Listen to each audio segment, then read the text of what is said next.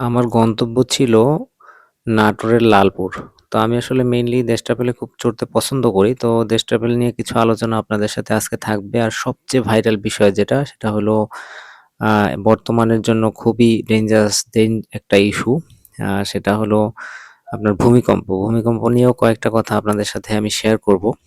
আর আরেকটা বিষয় হলো নাটোরের কাঁচাগোল্লা এগুলোও থাকবে। আমার অফিসের কাজেই আসলে যাওয়া। তো সবচেয়ে ইন্টারেস্টিং বিষয় হলো আ যে দেশ ট্রাভেল। তো দেশ ট্রাভেল আমার কাছে খুবই পছন্দের একটা গাড়ি যেটা আসলে আনবিলিভেবল আমি খুব পছন্দ করি এই গাড়িতে ভ্রমণ করতে। আর এই রাজশাহী জোনের জন্য কিং বলা যায় একরকম দেশ ট্রাভেলকে। আসলে ভূমিকম্প নিয়ে যদি আপনি কিছু বলতে চান তাহলে আসলে এর ভালো কোনো আসলে সমাধান কারো কাছেই নেই। কারো কাছে নেই কারণ হলো এটা একটা অনাকাঙ্ক্ষিত দুর্যোগ যেকোনো সময়, যেকোনো মুহূর্তে, যেকোনো পরিস্থিতিতে হতে পারে। তো সেজন্য আসলে কি এর জন্য ভালো কোনো এক্সিট নেই, ভালো কোনো সমাধান নেই।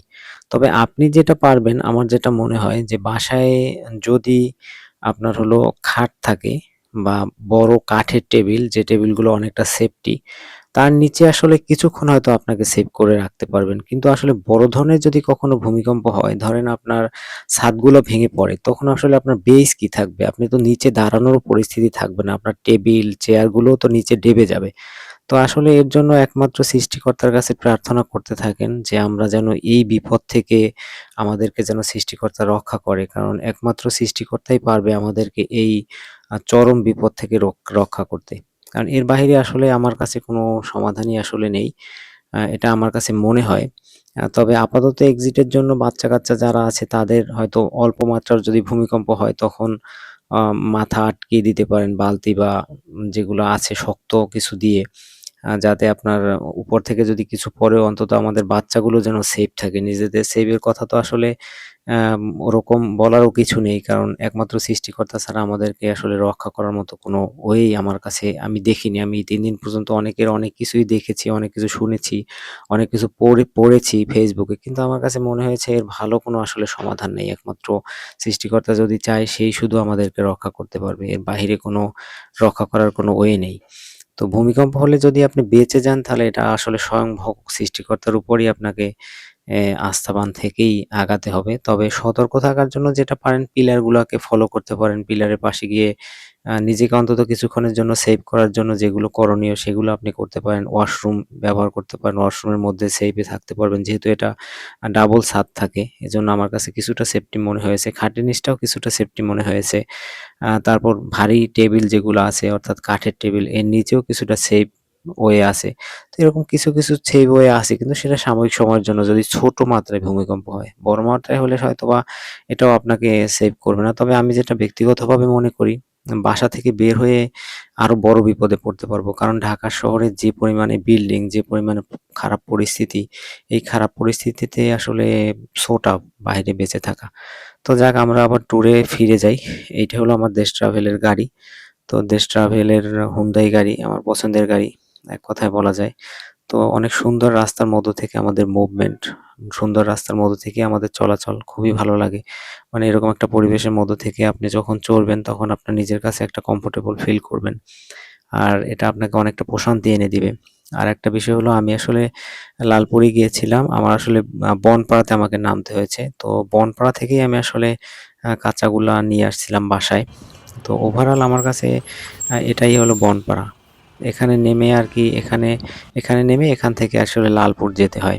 তো আমার কাছে ওভারঅল প্রতিটা ট্যুরই আমার কাছে খুব কমফোর্টেবল লাগে। কারণ হলো এই বাহিরের ন্যাচারাল পরিবেশ, বাহিরের যে ভিউ এটা আমার দেখতে সবসময় ভালো লাগে। এজন্য হয়তোবা আ আমার এই জবটা ট্যুরেবল বা ট্যুরের আ জন্যই হয়তো আমার জন্য পারফেক্ট হয়েছে।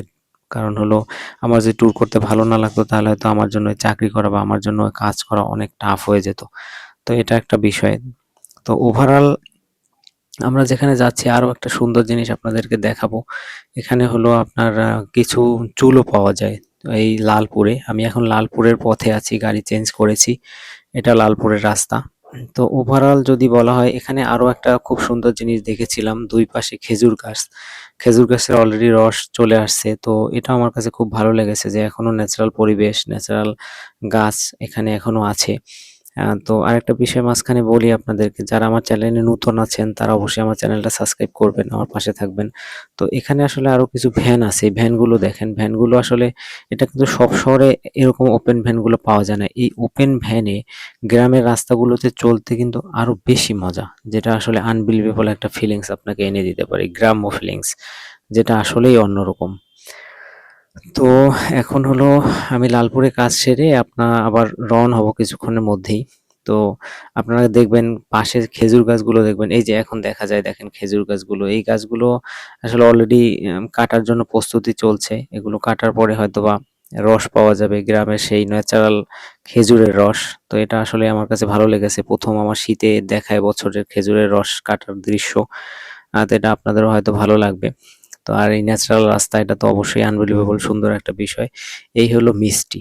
এটা হলো বনপাড়ার একটা দোকানের মিষ্টি। তো আ উনি আসলে খুবই ভালো। আমার কাছে উনাকে খুবই ভালো মনে হয়েছে এবং আমাকে খুব ভালো মিষ্টি দিয়েছে। বাসায় আনার পরে আমরা দেখলাম যে খুব ভালো মিষ্টি, মধুবন সুইটস।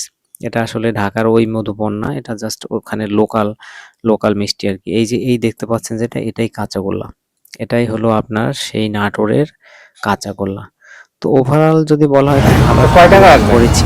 600 করে আমার বেশি সাথে ভাই। থাকার জন্য আপনি আপনাদের টেস্ট সবাইকে করেন, অনেক টেস্ট ধন্যবাদ। করে যদি ভালো লাগে যে তাহলে যেখানে নিবেন। থাকবেন, যে টেস্ট অবস্থায় করা থাকবেন, লাগবে না, ভালো কাউকে জোর থাকবেন। করে জিনিস দিন ভাই। আর টেস্ট যেহেতু করা লাগবে না। বড় একটা দেখেন আপনি। ট্র্যাজেডির মধ্যে আমরা আছি, অর্থাৎ বড় ধরনের একটা টেনশনের মধ্যে আছি, সেটা হলো ভূমিকম্প।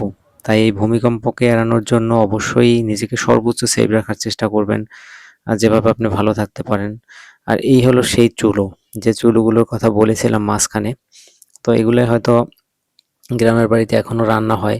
এটা আমার কাছে খুব আনবিলিভেবল, অন্যরকম